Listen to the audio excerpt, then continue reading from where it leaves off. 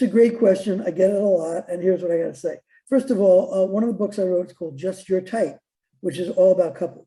So my partner and I interviewed hundreds of couples, and we looked at the things, their personality types. We looked at the issues they had. We looked at the things that worked for them, the challenges they had, and the joys and challenges of that pairing. And I believe that opposites do attract, but that doesn't mean they make the best couples. So when I said before that everyone wants other people to be like them, we do, and we surround ourselves with people like us, but not when it comes to spouses. When there's hormones involved, it's a whole different story, right? So just because opposites, and here's the reason why I think opposites attract, because we see something in somebody else and we go, you know, that's a really nice quality. Unconsciously, I wish I was more like that. If I'm with that person, I'll be more like that, right? So the extrovert looks at the introvert and says, you know, she's so grounded. She's so self-contained. She can sit in a room by herself and read a book. She's thoughtful. She's focused. I wish I was more like that. Okay. The introvert looks at the extrovert and says, he's so social. He's so comfortable with people. He's got so many friends. He has so much fun. If I was with him, I would be more like that.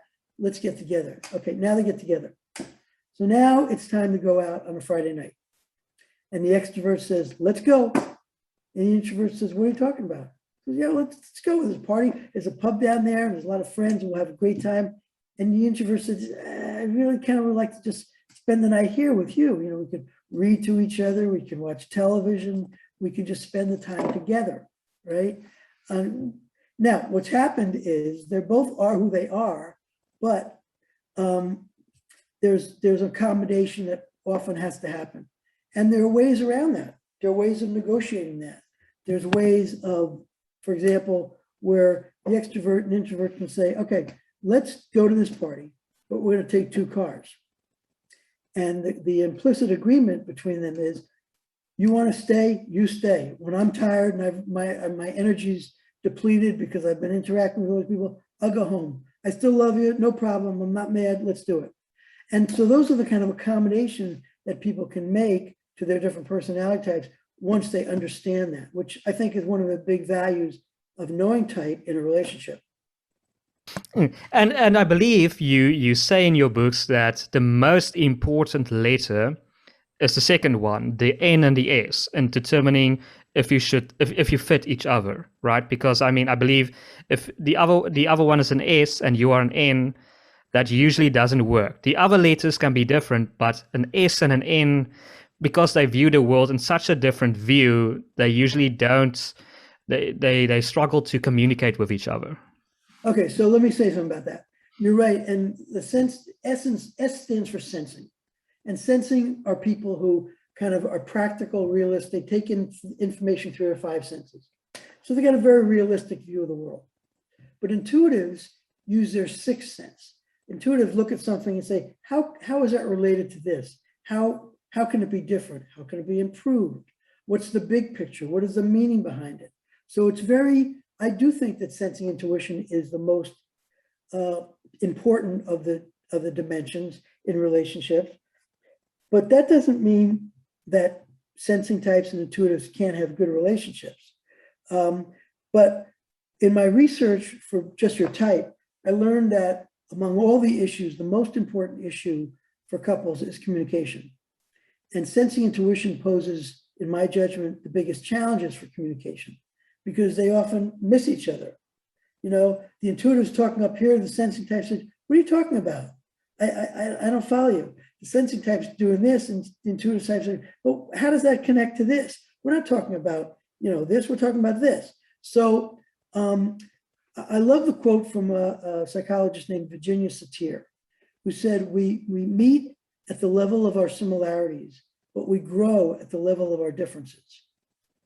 So what that says to me is people of all types, and I know this from my own experience and from my research and living for as many years I have, that all people can have a different be different, but have a great relationship.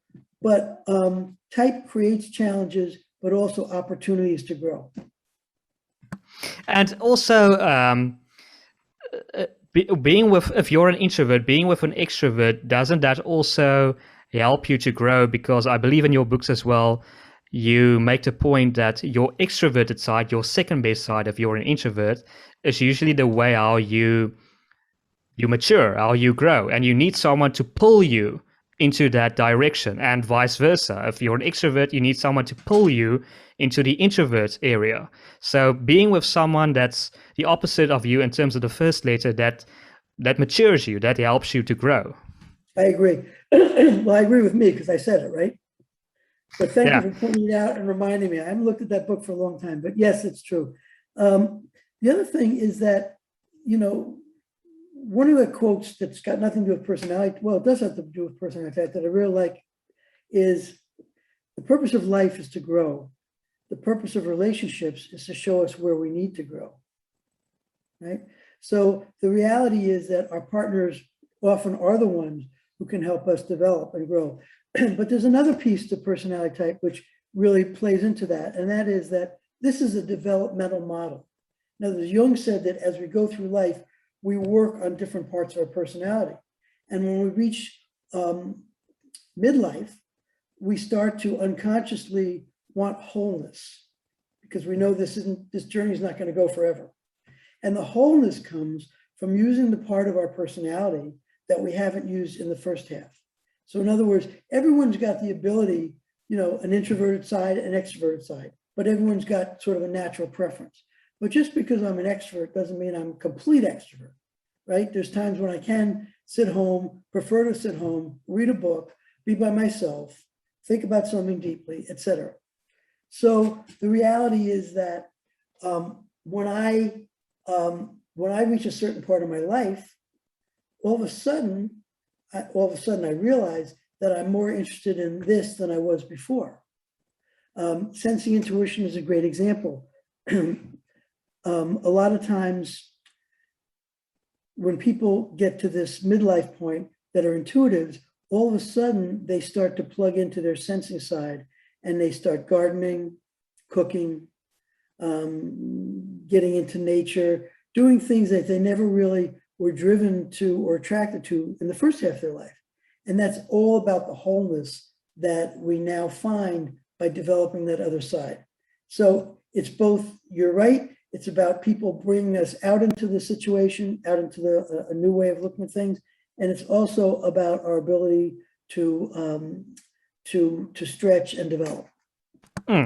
And yeah, that's fascinating. And Paul, if we can move it to a more serious note, do you believe that most marriages fail because they don't understand these personality types? They don't understand how to figure out a person that suits them, right? They are more guided by, to be crass, by sexual attraction rather than looking at if this person is someone that I can spend my life with. This is a person that correlates with my personality type. Well, there's a lot to unpack in what you just said. There's a lot there. First of all, I think that the sexual piece becomes much less important as you get older. So, if somebody's been married for 30 years, it's not the same thing as been married for, a year. It's just not the same thing for most people. So, yeah, there are people who are married for 30 years who get divorced. So it's not the sexual piece that's really the issue. Marriage is a complicated arrangement. I think everyone would agree to that. And there are a lot of pieces to it. So I will say that the more you know yourself, the better you know yourself and your needs, and the better you understand your spouse and his or her needs, the better shot you've got at negotiating and all these different things. It's about accepting that person is different. You're really going to be that way? Wait a minute. I like that when we're recording, but you're really going to be that way? Well, yes, I really am that way. So now there's accommodations that have to be made. And I think that there was a quote in Just Your Type. Actually, let me read this because it's really good. It's just one line. It's the sure. The opening quote, which says, "If you don't like someone, the way he holds his spoon will make you furious. If you do like him, he can turn his plate over into your lap and you won't mind. Okay, so it's really all about the liking, meaning tolerating and appreciating the differences. I've been in enough relationships to know that some of my personality characteristics have driven my partners nuts and vice versa. But it's when I get to the point where I go, you know, you've got something I don't have that I need, that marriage or that relationship becomes much richer, and we start to really give each other more of what we need in life. So it's not necessarily about types or psychology. It's just accepting who the other person is. That's probably what you would say is the main obstacle to having a successful marriage. I think it is. And I think that the reality is personality type comes in because it's a great way of understanding who that person is. You know, you're not doing that just to be a pain in the neck. You're doing that because that's who you are. And if there's so many other things I love about you, you know, I can put up with the fact that you're sloppy. You're never going to have, you know, things in exactly the same order that I do. But if I'm the person who's kind of sloppy, I can stretch a little bit too and close the closet door, which I've done for certain people.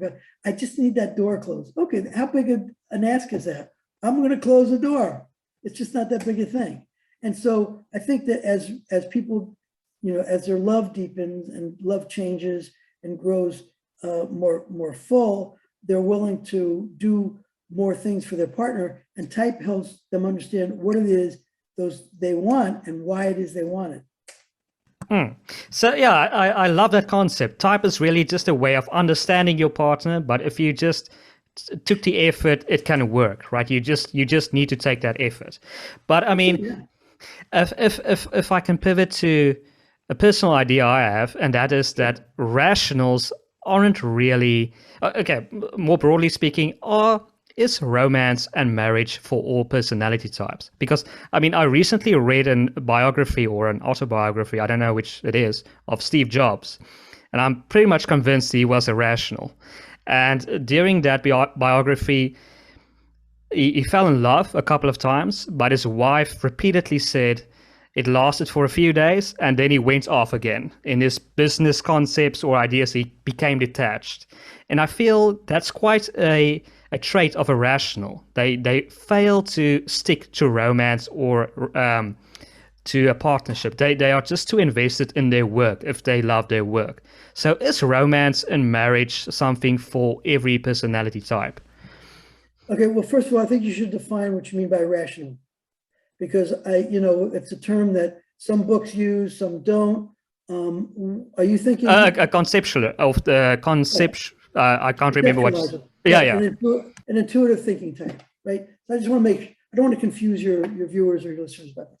So you're asking is people who are conceptualizers, in my language, intuitive thinking type, big idea people, they're interested in strategy, they're often very career focused, right? Relationships are usually not the most important thing to them. So that's where you're coming from. Are you saying, is marriage not right for them? I can't make that kind of statement, because I think most human beings want to be coupled. That's how our nature is. But there are a lot of people who are much more independent than others. You know, an intuitive feeling type, for example, like me, live for relationships. We thrive on relationships. They're like air. We need them in order to breathe, right? Whereas intuitive thinking types, conceptualizers, often don't have the same need. But does that mean they shouldn't get married? There are a lot of, you know, people need different things. In other words, you can have two conceptualizers. An example might be Bill and Hillary Clinton that I think are both conceptualizers, right? And what might be the most appealing thing about them is their intellect and the way they see the world. And I'm just speculating here because I don't know them personally, but two people who are intellectual, that might be the basis of their relationship. They have a bit of a House of Cards relationship. Yeah, okay, House of Cards, right, with Claire and whatever his name was, I forgot. Kevin Spacey's character. Francis. Frank Underwood, right, exactly. And I mean, they're caricatures, but for purpose of illustration, yeah, they're totally up here, strategic, in their head. It's all about the advantage, and doesn't mean that, by the way, all conceptualizers are morally bankrupt like those people were. But yeah, that was almost a marriage of convenience because they fed off. Other people need intimacy. Other people need, to a partner who likes to hike because they love to hike. Other people need a partner who loves to, loves the opera because that's their passion in life. And if I loved opera and I live for opera and my partner couldn't care less about it, it could be a problem because I want to share that with my partner and she's got no interest in it. So it's not a simple thing. So I'm not prepared to say that conceptualizers as a class, as a group, don't want to be married, but I think that they look for different things. Yeah, and I don't want to be obsessed with this, but it almost sounds like I'm giving marriage or I'm asking marriage advice for myself. But just for context, because I went this way, if Steve Jobs now, for example, wanted his marriage to be successful, he might have wanted to go for someone that's also in his line of work or something like that. For example, comparison with a traditionalist, you want someone with your values. That's essentially what it always boils down to. You want someone that shares your values. Then you can make the marriage or the relationship work. Well, I think you're looking for an absolute you're not going to get from me. But the best I can do is to say to you that different things are more important to different types. And so if something's very important to me, if religion is really important to me, if I'm a fundamentalist, I'm not going to be happy with an atheist. It's just not going to work because we don't believe in the same thing. And especially, I will add this, Donald, when you become a parent, that becomes like gasoline on the fire. It accelerates everything. If my values, again, are religious values, and I want my children to have those values, and my spouse couldn't care less, that's a natural place for a conflict. If a person is obsessed with money and accumulation, and their spouse is someone who just doesn't care about money, cares about a nurturing home life or whatever it is. So I think people are different. Personality type is a great way of helping them understand their differences, to explore their differences before they, make a decision. How important really is this? How important is this to you? And if you can understand that and communicate, that's the gift of personality type, I believe, in relationships.